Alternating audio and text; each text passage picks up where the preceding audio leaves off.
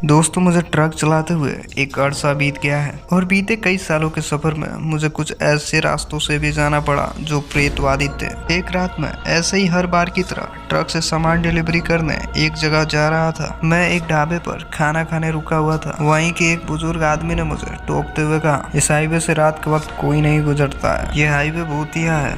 जो भी इस रोड से रात के वक्त जाता है उसके जंगल में कटी लाश मिलती है। आप देख रहे हैं NRK डार्क स्टोरीज।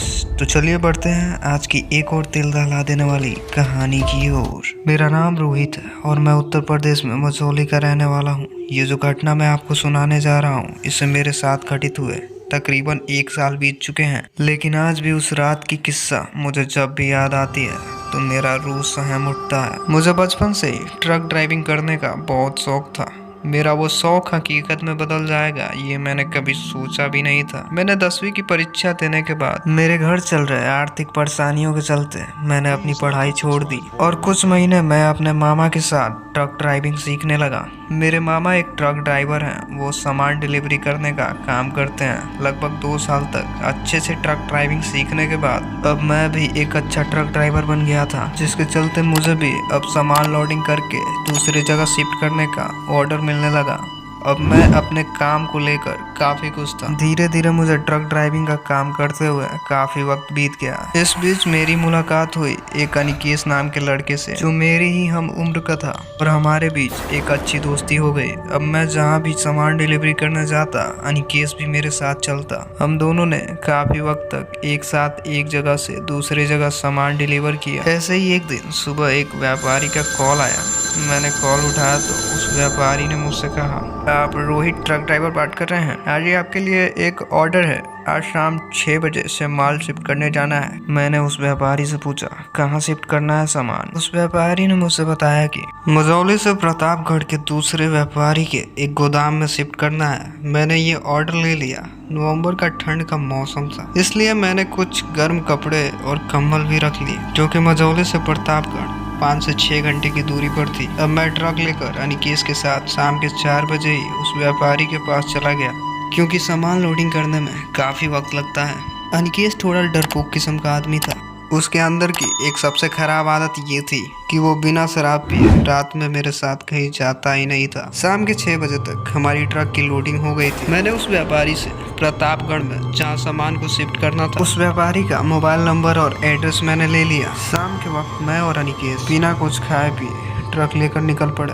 अब धीरे धीरे रात हो चुकी थी और अब हम हाईवे पर आ चुके थे। तभी अनिकेश मुझसे भूतों के बारे में कुछ बातें बताने लगा, क्योंकि अनिकेश भूतों में बहुत दिलचस्पी रखता था, लेकिन भूतों से डरता भी उतना ही था। उसने मुझसे कहा, रोहित रात के 12 से 3 बजे के बीच गुजरता है, उनके पीछे बुरी शक्तियां लग जाती हैं। मैंने तो सुना है कि रात भूत अपना भेष बदल कर किसी जानवर या इंसान के रूप में अचानक सामने आ जाते हैं, जिससे गाड़ियों का बैलेंस बिगड़कर उनकी एक्सीडेंट हो जाती है। मैंने अनिकेश की बात पर थोड़ा हंसते हुए कहा, क्या बच्चों जैसी बातें कर रहे हो? मैं ना जाने कितने साल ट्रक चला रहा हूँ और कई बार तो मैं अकेले ही रात भर ट्रक से सामान डिलीवरी करने गया हूँ, लेकिन मैंने कुछ कभी नहीं देखा।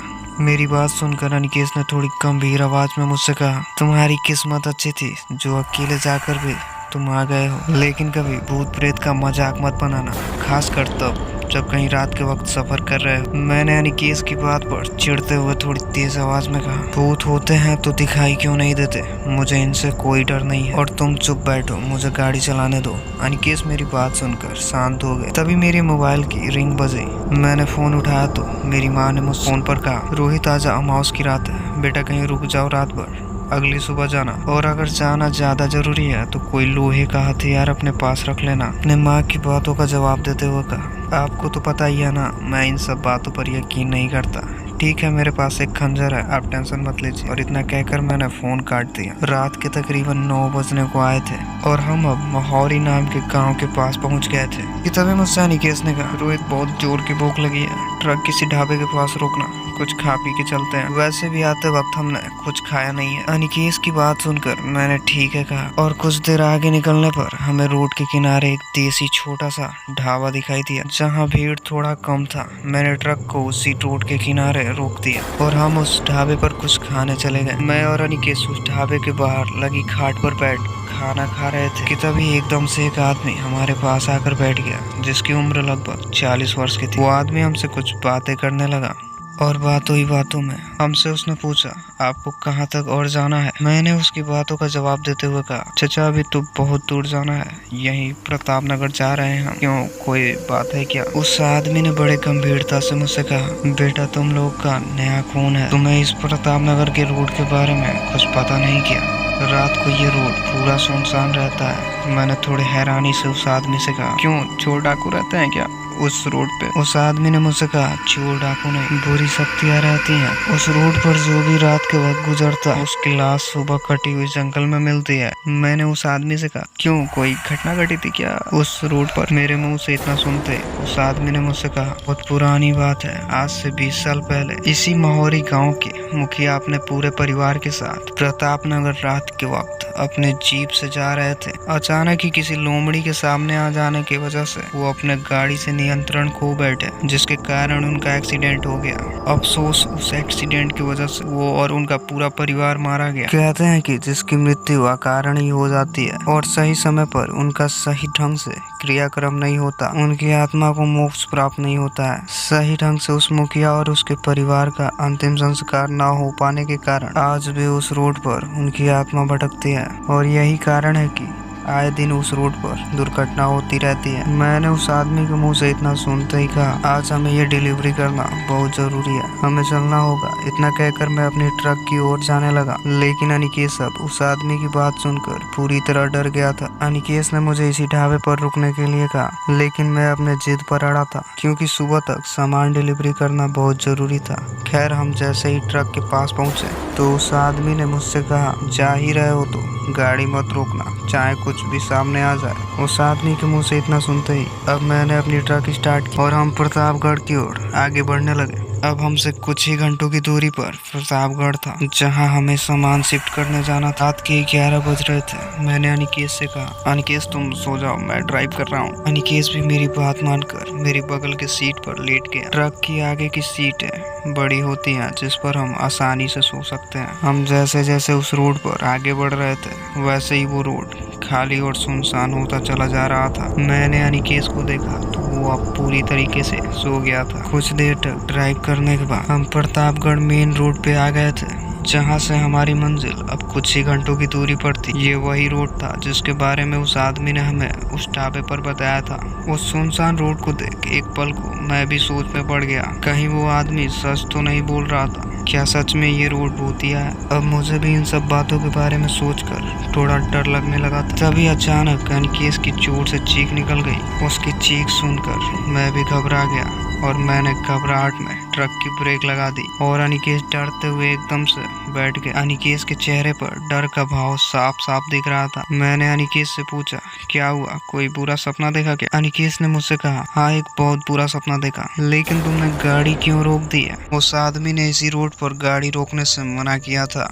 मैंने कहा, कोई बात नहीं, चलते हैं। और मैं ट्रक स्टार्ट करने लगा, लेकिन ना जाने क्यों हमारा ट्रक अब स्टार्ट नहीं हो रहा था। मेरे बहुत कोशिश करने के बाद हमारी ट्रक स्टार्ट हो गई। इस दौरान रात के ठीक 12 बज रहे थे। चारों तरफ से लोमड़ियों की रोने की आवाजें आ रही थी। पूरी स्पीड से ट्रक भगा रहा था कि तभी मुझे ऐसा महसूस हुआ कि किसी ने मेरे कंधे पर हाथ रखा है। मैंने झट से देखा, अनिकेश मुझसे कुछ दूरी पर बैठा था और दूर दूर तक चारों तरफ गहरा अंधेरा पसरा हुआ था। तो फिर मेरे कंधे पर हाथ रखा तो रखा किसने? मैं इसी बारे में सोच रहा था कि अचानक ही एक बहुत ही डरावनी आवाज जो किसी औरत की रोने की थी वो मुझे सुनाई देने लगी। लेकिन हैरानी की बात तो ये थी कि हमारे ट्रक के दोनों तरफ के शीशे ऊपर की ओर चढ़े हुए थे कि तभी अनिकेश ने ट्रक के पीछे इशारा करते हुए कहा, लोडिंग हुए सामान के अंदर से आवाज आ रही है। मैंने अनिकेश को चुप रहने के लिए कहा। कुछ देर बाद वो आवाज आनी बंद हो गई कि तभी ट्रक की हेडलाइट में एक औरत कुछ दूरी पर सड़क के किनारे कुछ इकट्ठा कर रही थी और धीरे धीरे वो औरत अब सड़क के बीचों बीच आकर बैठ गई। मैंने ध्यान से देखा तो वो हड्डियों के ढांचे समेट रही थी। अनिकेश ने मुझसे गाड़ी रोकने से सख्त मना कर दिया और उसने मुझसे कहा, हम जब तक गाड़ी में हैं सुरक्षित हैं, उड़ा दो उस औरत को, वो कोई इंसान नहीं है।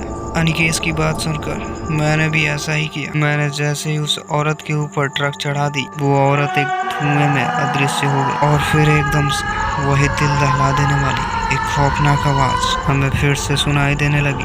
अब हमने जीने की उम्मीद पूरी तरह से खो दी थी, लेकिन कहते हैं ना, जब हर रास्ते बंद हो जाते हैं तो ऊपर वाला हमारे लिए एक रास्ता जरूर खोल देता है। हम जैसे जैसे उस रोड पर आगे बढ़ रहे थे, हमें अजीब व गरीब आवाजें सुनाई दे रही थी। कभी काली सी परछाई हमारे ट्रक के आर पार चली जाती।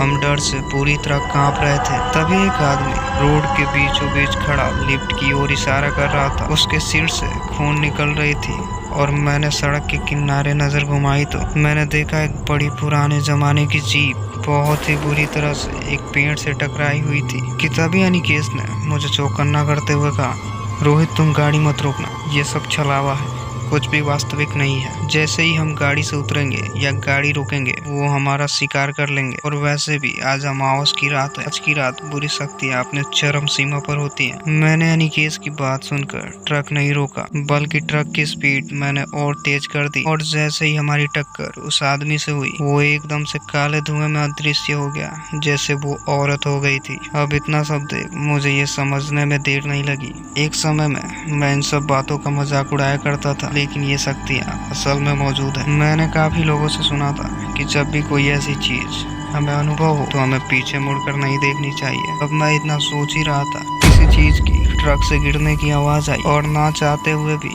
मेरी नजर ट्रक के साइड मिरर पर पड़ी तो वो दिल दहला देने वाला मंजर देख मेरा दिल बैठ गया। मैंने देखा कि हमारे ट्रक के बगल में काले धुएं की परछाई ट्रक की स्पीड के साथ साथ चल रही थी।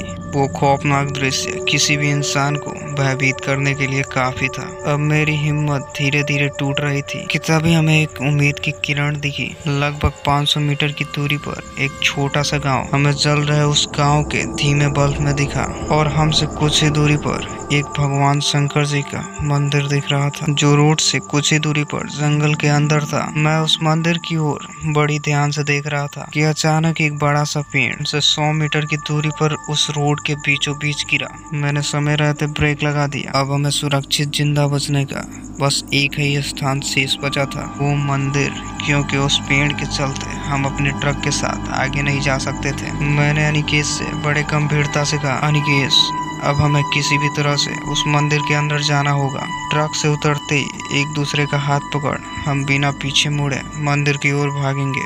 मैंने अपना एक लोहे का खंजर लिया और अनिकेत का हाथ पकड़ सीधे उस मंदिर की ओर भागने लगा। हमारे ट्रक से नीचे उतरते वो खौफनाक आवाज एक बार फिर हमें सुनाई देने लगी, जिसे सुनते ही अनिकेत तुरंत ही बेहोश हो गया। मुझे अनिकेत को बचाने का एक ही तरीका सूझ रहा था, मंदिर के पुजारी को लाके अनिकेत को ले जाने का। अगर मैं भी अनिकेत के पास रुकता तो हम दोनों मारे जाते। अनिकेत को वहीं छोड़ मैं अपने हाथ में वो खंजर लेकर मंदिर की ओर दौड़ पड़ा। और जैसे ही मैं मंदिर के अंदर पहुंचा तो मैंने देखा कि मंदिर के एक पुजारी वहीं सो रहे थे। मैंने उन्हें जगाया और तुरंत ही साथ चलने को कहा। उस पुजारी ने मेरे हाथ में एक रक्षा सूत्र लपेट मेरा हाथ पकड़ लिया और अपने साथ एक जल के कमंडल को रख लिया। और अब हम दोनों एक साथ जहाँ अनिकेत बेहोश था वहाँ चल पड़े। वहाँ पहुँचते ही मैंने देखा कि अनिकेत अब वहाँ नहीं था। कि तभी जंगल के थोड़े अंदर से अनिकेत की आवाज आई, रोहित मैं यहाँ हूँ, जल्दी आ। और यही आवाज दूसरे तरफ से भी आ रही थी।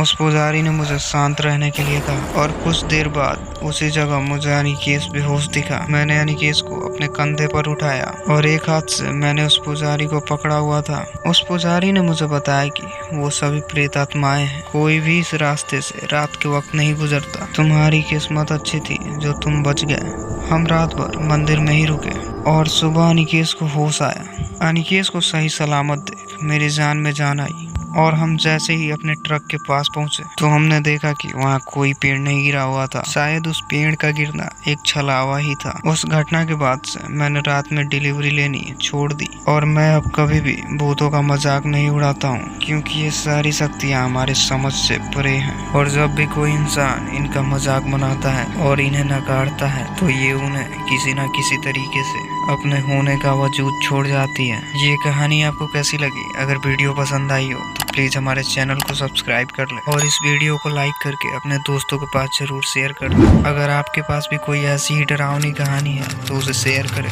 हमारे इस email ID पर।